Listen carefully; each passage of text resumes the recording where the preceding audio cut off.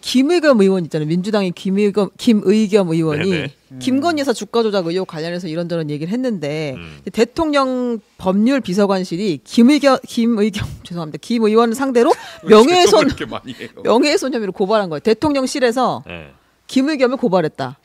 명예훼손으로. 근데 참여연대가 아니 근데 이 소송을 김건희 여사 소송을 왜 대통령실에서 나서는 거야? 이렇게 얘기한 거예요. 어떤 근거로, 어떤 법률적 근거로 이 돈을 들여가지고 소송을 하고 있는 거야? 하고 정보공개 청구를 했어요.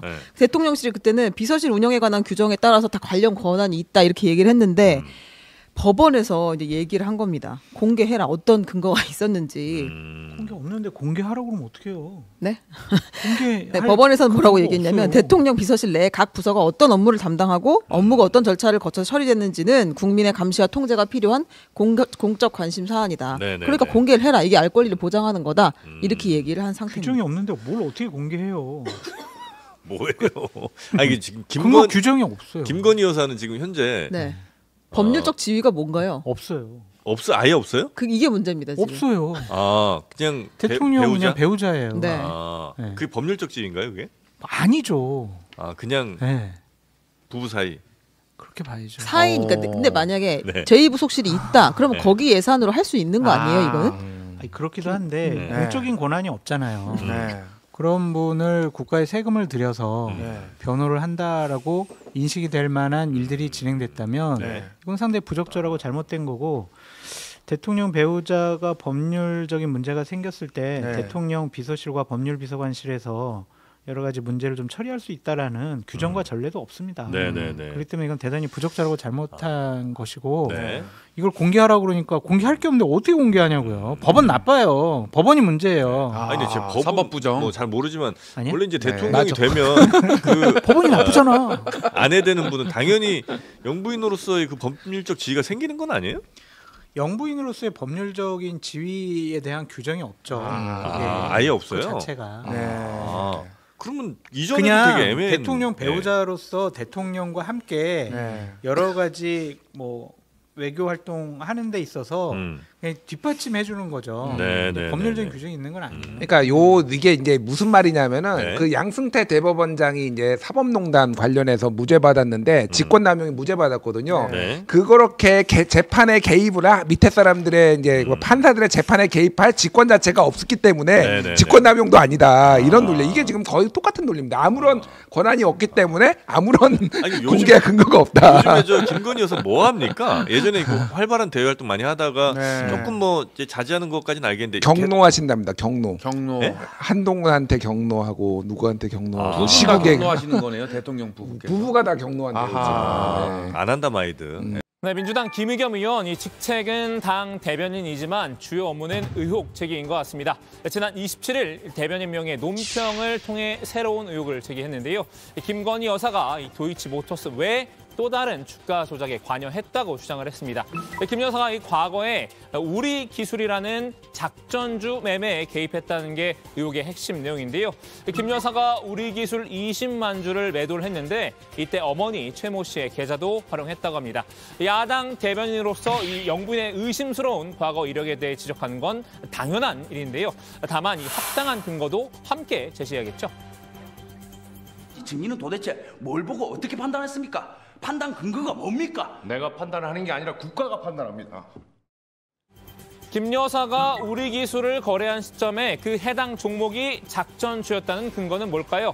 일단 이 김 의원이 공개한 서면 논평 전문에서는 그 근거를 찾아보기 어려웠는데요. 대통령실은 곧바로 대응에 나섰습니다. 김 의원이 논평을 낸 같은 날 이 터무니없는 거짓이라고 반박했는데요. 금융감독기구 조사 결과 등 이 객관적인 근거가 전혀 없는 상태에서 대통령 배우자가 주가 조작을 했다고 이 단정적으로 공표했다. 이렇게 반발을 했죠. 허위사실 유포에 상응하는 책임을 져야 할 것이라고 경고하기도 했는데요. 김 의원은 이 대통령실의 법적 대응 움직임에 도발로 맞불났습니다. 고발을 이 두 손 들어 환영한다라면서 오히려 역공을 펼쳤는데요. 의혹 제기는 결국 김건희 특검 도입을 위한 빌드업이었을까요? 윤 대통령 부부가 진짜 억울하다면 이 김건희 특검을 받아야 한다고 목소리를 높였는데요. 특검 조사에서 자신의 주장이 거짓으로 드러나면 처벌을 받겠다고도 했습니다. 이 김 의원의 역공에 대통령실의 인내 게이지도 폭발했는데요. 대통령실은 오늘 김 의원을 이 명예훼손 혐의로 고발했습니다.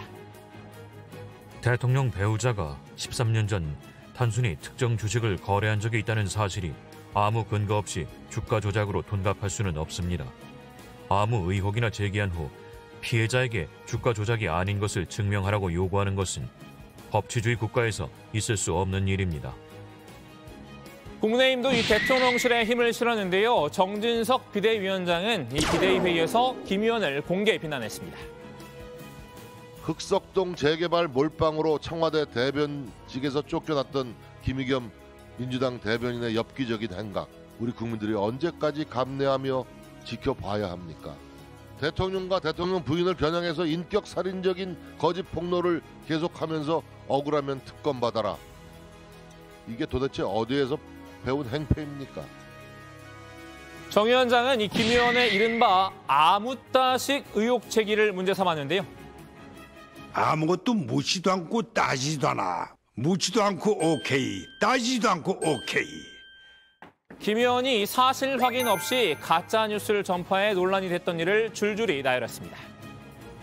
언론인 출신인 김의겸 대변인은 사실 확인도 없이 대통령과 법무부 장관이 청담동 술집에서 김현장 변호사 30명과 밤샘 술판을 벌였다는 거짓 뉴스를 전파했습니다. 그리고 주한 유럽연합 대사의 발언을 왜곡하고 결국은 공식 사과까지 했습니다. 김 의원 지난해만 해도 이 가짜 뉴스와 관련해 세 차례 논란을 빚었던 바 있는데요. 이 대변인에 임명됐던 지난해 9월이죠. 민주당 이재정 의원이 한동훈 법무부 장관에게 반강제 악수를 당했다는 설을 퍼뜨렸습니다. 마주치지 않도록 이제 행사장을 떠나서 엘리베이터 앞으로 갔는데 거기를 한동훈 장관이 쫓아와서 엘리베이터 앞이라 어디 도망갈 데도 없어요. 손을 탁 내밀면서 꼭 뵙고 싶었습니다. 라고 악수를 청하더랍니다. 그래서 뭐 어떻게 하겠어요? 웃으면서 악수를 해줬는데 딱 보니까 카메라가 뒤에 이미 와 있더라는 거예요. 하지만 이 당시 영상을 보니 사실관계가 달랐습니다. 이 두 사람은 엘리베이터가 아닌 함께 서 있던 단상 위에서 악수를 나눴는데요. 손을 먼저 건넨 것도 한 장관이 아니라 이 의원이었습니다.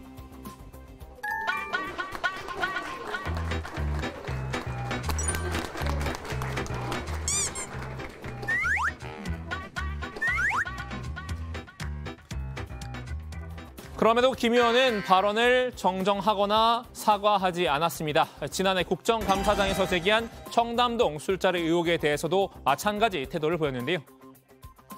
지금이야 그게 사실이 아니라고 뭐 그렇게 판정이 돼가고 있는 것 같습니다만은 또 사실은 또 그것도 어제 또 많이 또 바뀌더라고요. 만일 제가 조심하느라 또 겁이 나서 제가 물어보지 않았는데 만일 나중에 그게 사실로 밝혀지면 제가 얼마나 땅을 치고 후회를 하겠습니까? 제가 이걸 개인적인 차원에서 사과를 하고 말고 할 문제가 아니라고 생각을 하고요.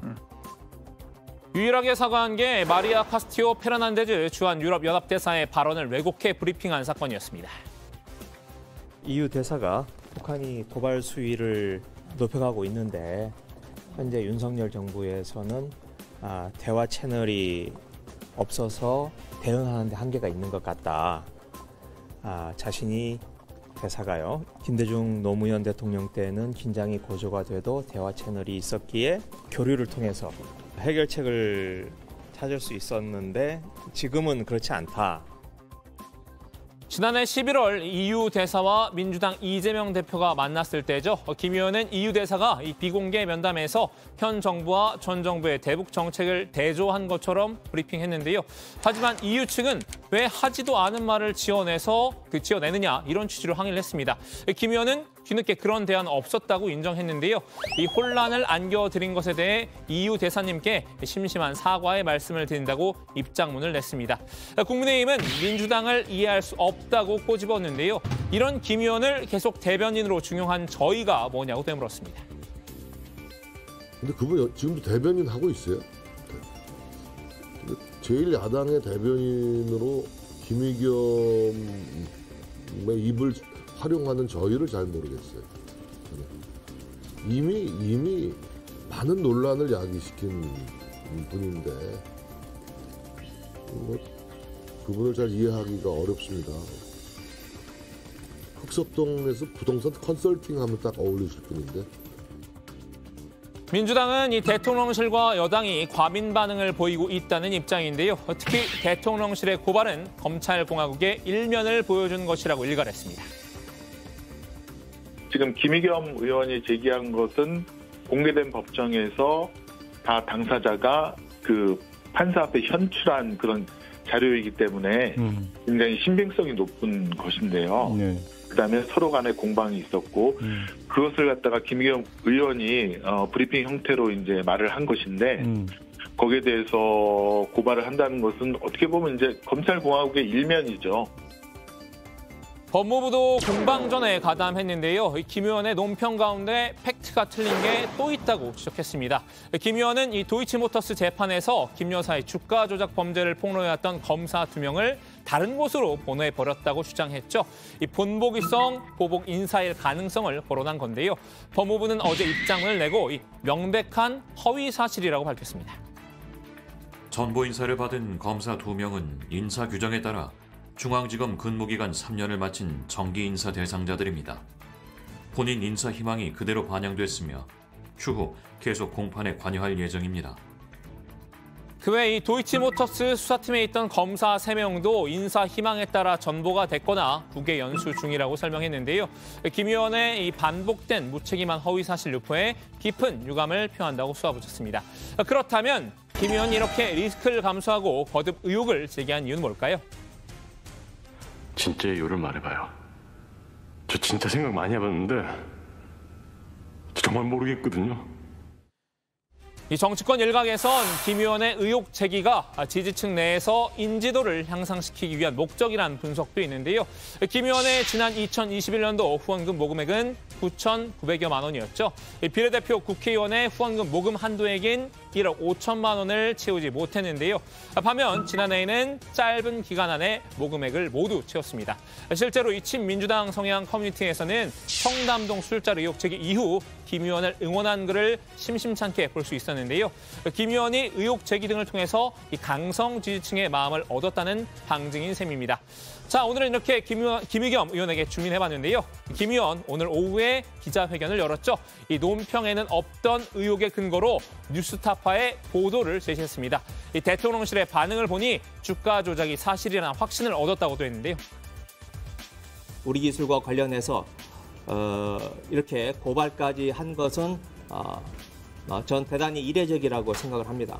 도이치모터스라고 하는 그 본류가 지금 흐르고 있는데 그 흐르는 가운데에서 지류 또는 셋강 같은 우리 기술이 옆으로 좀 삐져나온 겁니다. 그런데 그 본류에 대해서는 말 한마디 못하면서 그 지류에 대해서 트집을 잡고 경찰 고발까지